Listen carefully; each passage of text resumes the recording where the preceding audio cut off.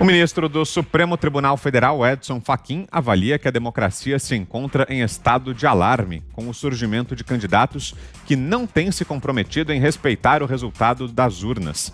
Também, segundo ele, há flagrantes sintomas de exclusão social, racismo, milícias armadas, privatização indevida de setores públicos, violação a direitos humanos, práticas homofóbicas e ausência de políticas públicas sobre educação e saúde sexual reprodutiva. A análise foi feita pelo relator da Operação Lava Jato no STF na apresentação do livro Crise Democrática e Justiça Eleitoral, Desafios em Cargos Institucionais e Caminhos de Ação, de autoria do assessor Frederico Franco Alvim. Alvim atua no gabinete de Fachin na corte. Para o ministro, há déspotas populistas aspirantes a autocratas imperiais que estão planejando a travessia do Rubicão, em referência ao ato do general Júlio César. Abro aspas. Mais frequentemente do que imaginável, candidatos aqui além não têm se comprometido em respeitar o resultado da eleição. A recusa é bem explicitada pelos professores norte-americanos Steven Levitsky e Daniel Ziblatt. Simplesmente não aceitam resultados eleitorais dignos de crédito. Fecho aspas, é um trecho aí do texto do ministro Edson Fachin. O que achou, Ana? Olha, Vitor, eu tive até que ler novamente aqui na nossa pauta, porque é inacreditável. Eu costumo falar que é o tipo de declaração mula sem cabeça, né? Flagrantes sintomas, exclusão social, racismo, milícias armadas, privatização indevida de setores públicos, violação a direitos humanos, práticas homofóbicas. Mas o quê? O que especificamente? Esse é o problema, né? Quando a gente chega no cerne da questão, no objeto ali de tudo isso que eles jogam aí ao vento e esperam colar dentro das narrativas porcas que hoje a gente vê que essa composição do Supremo empurra para a sociedade. Então, assim, é uma declaração que é uma mula sem cabeça, porque você joga e você empurra exatamente o que você quer que seja, o que a população queira acreditar, como, por exemplo, um outro ministro, Gilmar Mendes, aí, quando falou que governo genocida, mas genocida do quê? Políticas que não têm práticas homofóbicas, quais? Privatização indevida de setores públicos, quais? Então, esse é o problema. A gente não pode se privar de não questionar um ministro do Supremo, porque ele é um ministro do Supremo. Uma sociedade que não indaga é uma sociedade fadada a tiranos. E a gente viu que dentro dessa pandemia o que mais teve foi tiranos com medidas aí draconianas, empurrando a nossa liberdade para a forca, para debaixo do tapete, escondida de absolutamente tudo, principalmente do debate intelectualmente honesto e da luz do dia. Então, a gente tem que cobrar, se é isso aqui mesmo, quais foram essas medidas, o que tem que ser melhorado. Porque hoje em dia a gente só vê esse proselitismo barato, né? Barato, um mise-en-scène, isso aí. Não apenas o Fachin, mas praticamente toda a composição do STF, essa composição se tornou aí apenas agentes políticos, né? Palavras aí, discursos inflamados, com o movimento sem terra, por exemplo, no Zoom, com personagens infantos juvenis que instigam aí o silêncio e a censura nas redes para quem pensa de uma maneira diferente. Então, a gente tem que indagar. O ministro Fachin, o que foi que aconteceu? Racismo onde? Milícias armadas onde? Privatização indevida de setores públicos onde? Onde? A gente tem que começar a cobrar de uma maneira incisiva, porque esse discurso mula sem cabeça aqui não enche barriga de ninguém. O nosso progresso está estancado no Brasil. A gente viu que a pandemia aí, uma das armas políticas é exatamente enforcar a economia, e a gente está cansado, ministro Fachin, nós estamos cansados desse tipo de discurso. A gente quer trabalhar, a gente quer colocar a economia rodando de novo. Isso aqui não enche mais barriga, está todo mundo cansado disso. Você, Fiuza. Esse é o momento alívio cômico dos pingos nos is, né? Quer dizer, cômico se não fosse trágico. Eu não entendi nada do que estava escrito ali, absolutamente nada. Não sei que língua que é, português não é. Português não é, um ajuntamento de palavras muito mal feito. Agora, eu entendo que tenha sido feito assim porque é o ministro Fachin que foi indicado pela Dilma Rousseff, né? E que era militante da Dilma Rousseff. Então, se você não entendia absolutamente nada do que era dito e feito, né, pela Dilma Rousseff, você também não vai entender o afilhado dela, né? O Fachin é isso, ele é o afilhado da Dilma. Ele escreve tão bem e se expressa tão bem quanto a Dilma. Agora, é cômico se não fosse trágico, porque é esse ministro que é, como visto aí na reportagem, é um militante de quinta categoria, né, que levaria nota 0 na redação de Grêmio Estudantil, tentando fazer um proselitismo barato, né, mas que tem poder, né? Tem poder. É ministro da mais alta corte judiciária brasileira. E exerce esse poder de forma consonante com a maneira como escreve, né?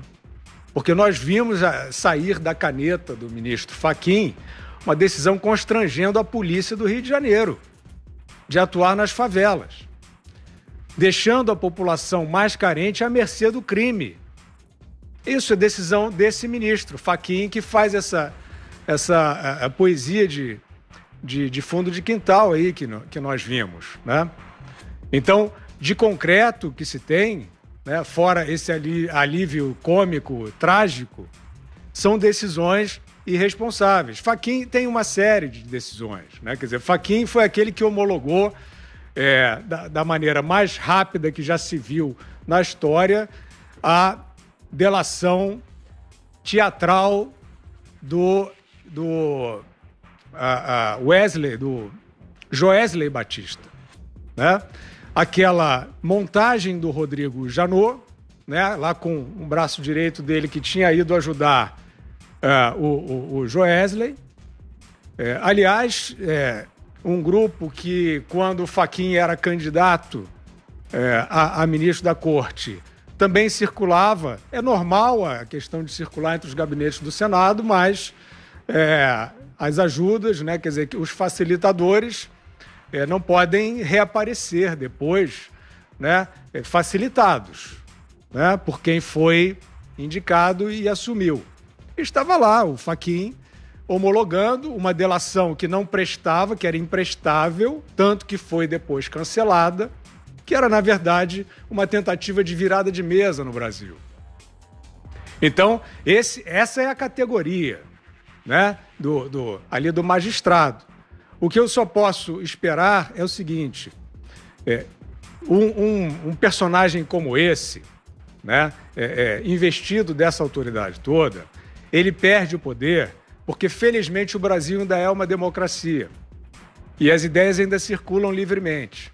E você pode olhar em qualquer recanto do país que não só o Fachin, como seus pares no Supremo Tribunal Federal, hoje são figuras execradas. E não é por gabinete do ódio, milícia digital, não. É por gente esclarecida. É por gente que tem discernimento, percebe a gravidade do que o país está passando e não tem estômago para ver essas autoridades tentando fazer politicagem, pequena política contra o governo federal. Então, qual é o nome da nossa... Fachin diz que democracia está em alarme. A democracia está em alarme no Supremo Tribunal Federal, porque ele demonstrou que não aceitou o resultado, como ele diz, né? Os políticos não aceitam o resultado das urnas. Vários integrantes do STF não aceitaram o resultado das urnas em 2018. Tanto que Carmen Lúcia diz que é um desgoverno. Como é que o ministro do Supremo pode dizer que há um desgoverno? Isso não é um atentado institucional?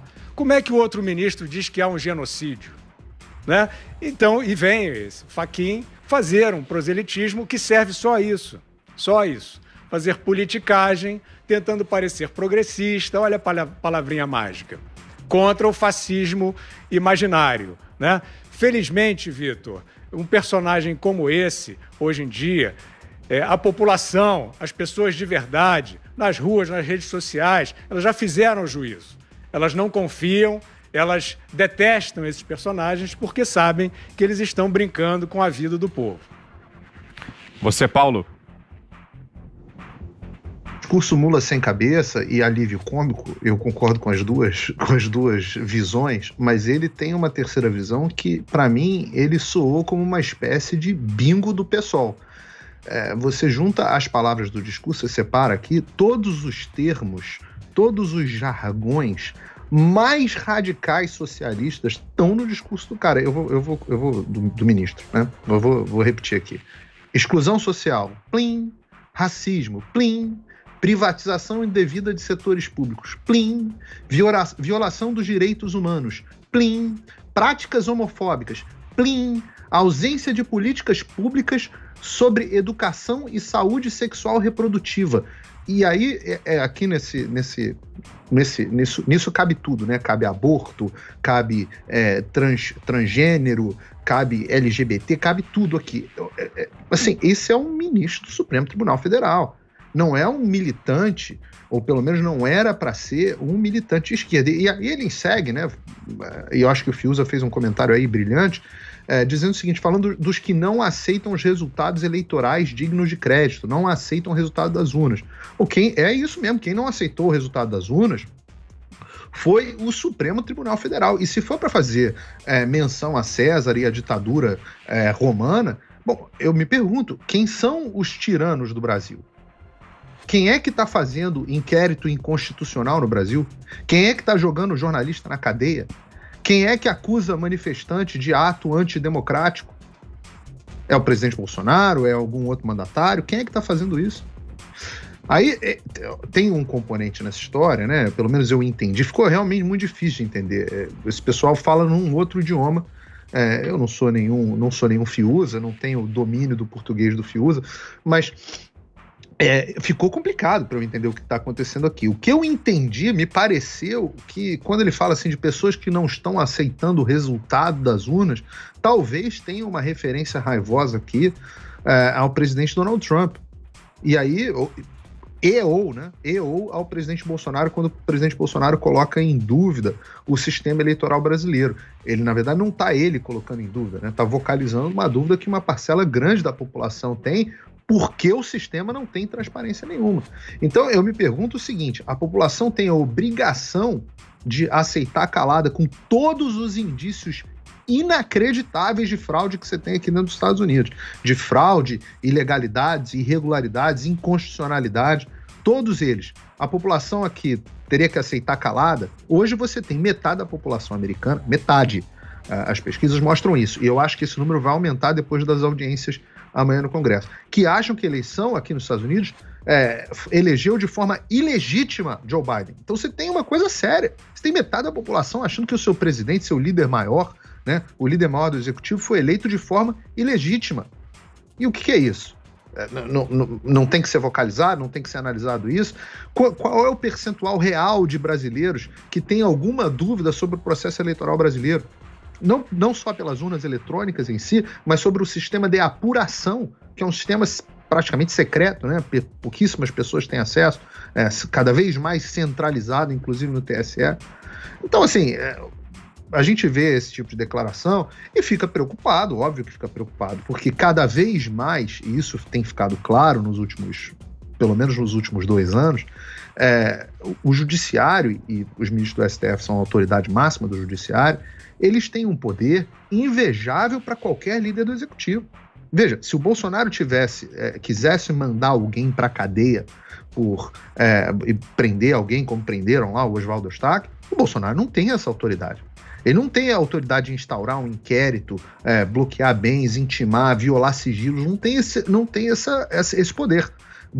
Quem tem esse poder são esses ministros do STF, e a ideologia do ministro Fachin está muito explícita pelas declarações dele, apesar da dificuldade de entender o texto, o bingo ali de jargões explicita claramente qual é a vertente ideológica do ministro.